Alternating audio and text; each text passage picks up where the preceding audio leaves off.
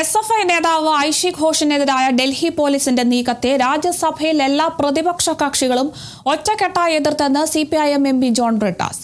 India സഖ്യത്തിലെ മുഴുവൻ കക്ഷികളും എതിർപ്പുയർത്തി. ഭരണപക്ഷത്തു നിന്ന് മന്ത്രി JP നദ്ദ പോലീസ് നടപടിയെ ന്യായീകരിച്ചെന്നും ബ്രിട്ടാസ് പറഞ്ഞു.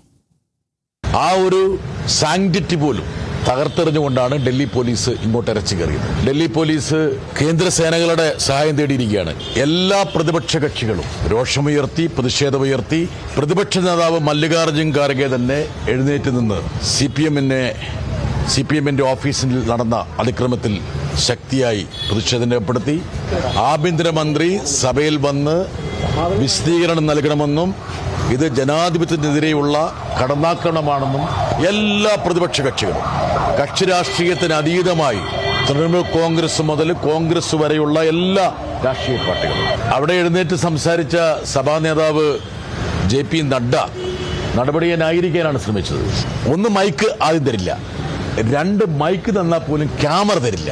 ഇത് കഴിഞ്ഞ കുറച്ചു കാലമായിട്ട് ഈ BJP ആരംഭിച്ചിരിക്കുന്ന ഒരു പരിപാടിയാണ്. രാജ്യസഭാ സെക്രട്ടേറിയറ്റും രാജ്യസഭാ ടെലിവിഷൻ എന്ന് പറഞ്ഞാൽ ന്യൂട്രൽ ആയിരിക്കണം.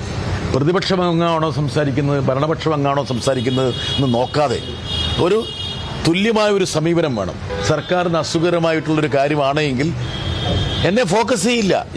ഈ ഒരു മേഖലയുമായിട്ട് അല്പം പരിചയമുള്ള ഒരാളെന്ന നിലയിൽ ഞാൻ പറയാം, കൊടുക്കുവാണെങ്കിൽ തന്നെ എന്ത് ചെയ്യും, അത് ലോങ് ഷോട്ടേ കൊടുക്കുകയുള്ളൂ, വൈഡേ കൊടുക്കുകയുള്ളൂ, അതായത് ക്ലോസ് കൊടുക്കില്ല. മറിച്ച് ഭരണപക്ഷത്ത് ആരെങ്കിലും എഴുന്നേറ്റ് നിന്ന് പ്രതിപക്ഷത്തെ തെറി വിളിക്കുകയാണെങ്കിൽ അത് ഫോക്കസ് ചെയ്തിട്ടായിരിക്കും കൊടുക്കുക. നിങ്ങളുടെ പഴയ സ്വർണത്തിന് ഏറ്റവും കൂടിയ വില അല്ലേ? അതെ. 22 വർഷത്തെ പാരമ്പര്യമുള്ള 50-ലേറെ ബ്രാഞ്ചുകളുള്ള നിങ്ങളുടെ സ്വന്തം അച്ചയൻസ് ഗോൾഡ്.